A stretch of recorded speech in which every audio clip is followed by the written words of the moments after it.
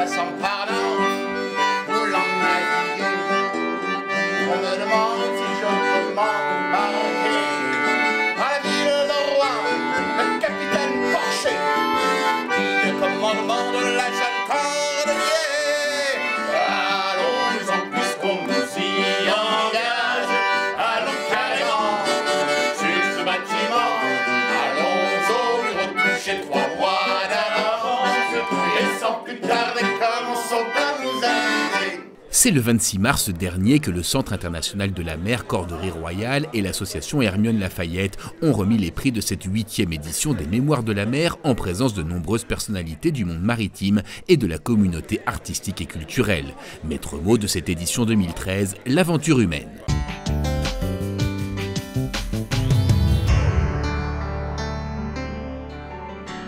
Donc le prix du livre a été décerné à l'histoire à parts égales par Romain Bertrand aux éditions du Seuil. Moi j'ai trouvé formidable que celui qui a écrit le livre lauréat, il a passé des années à rechercher en Asie comme en Europe les sources de ce double regard qu'on pouvait avoir sur une aventure maritime qui avait été racontée à leur manière par les Hollandais, mais qui n'était pas du tout vécue de la même façon en Asie. Donc il y a là peut-être l'idée que l'histoire européenne retrouve une histoire asiatique sans laquelle finalement elle ne se comprend jamais véritablement. Le résultat, d'abord, c'est un livre érudit. Érudit, ça ne signifie pas ennuyeux. Un livre qui est servi par une langue élégante, parsemée d'heureuses formules. C'est très agréable de recevoir un prix. Ça fait beaucoup de bien au sortir d'une période qui est généralement assez solitaire de recherche en archives. C'est une formidable occasion aussi de rencontres et d'échanges.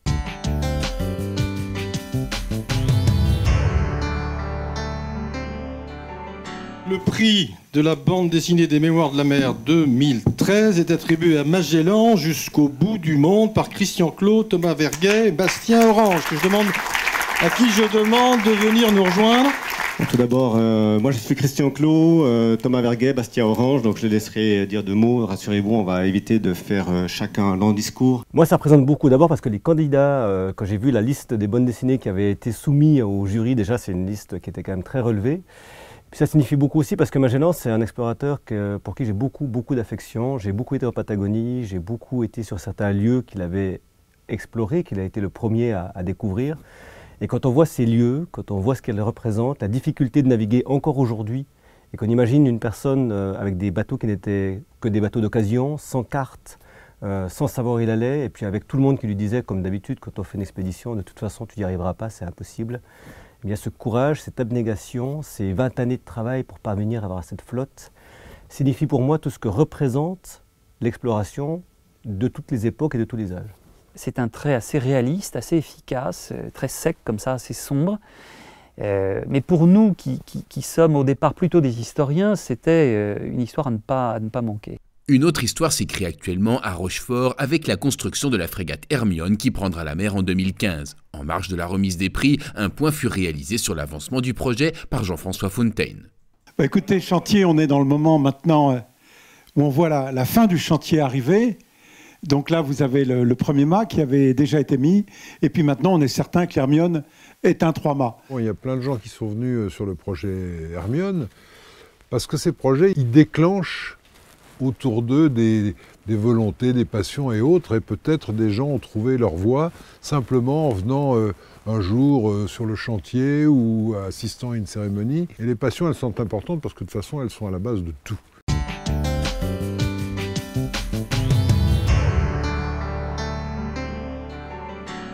Le vainqueur est Les esclaves oubliés de Tromelin.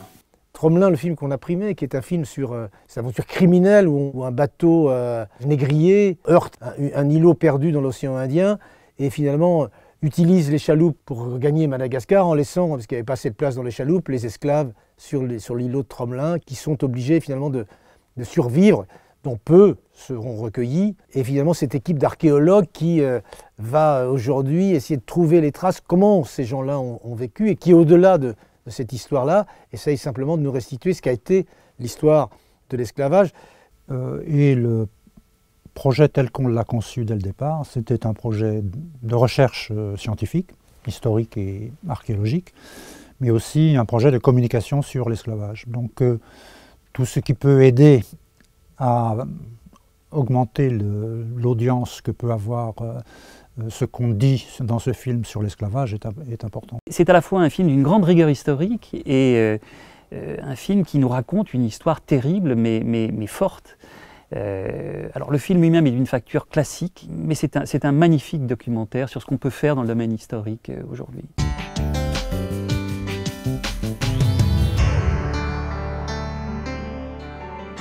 Cette initiative qu'on a prise il y a un an d'ajouter la chanson aux Mémoires de la mer, elle est plus que jamais pertinente.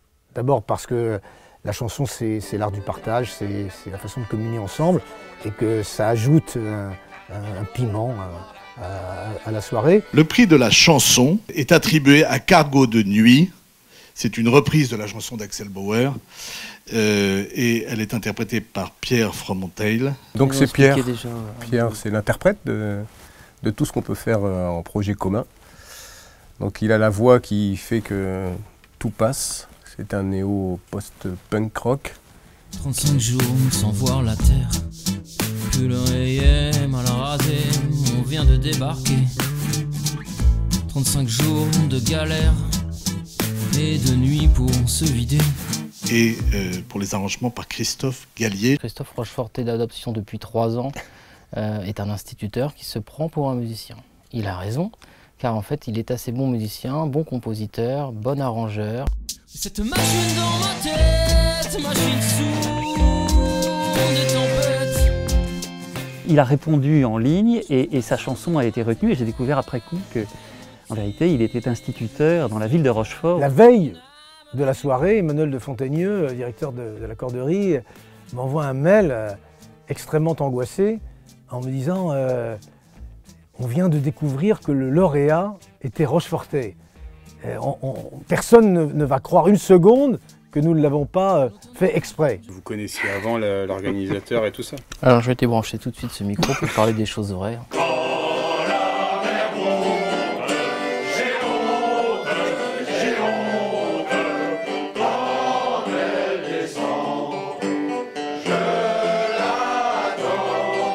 Non, moi j'ai trouvé un cru profondément humain. Quelqu'un a dit d'ailleurs, on se croirait dans la fiction parce qu'on avait des castings formidables.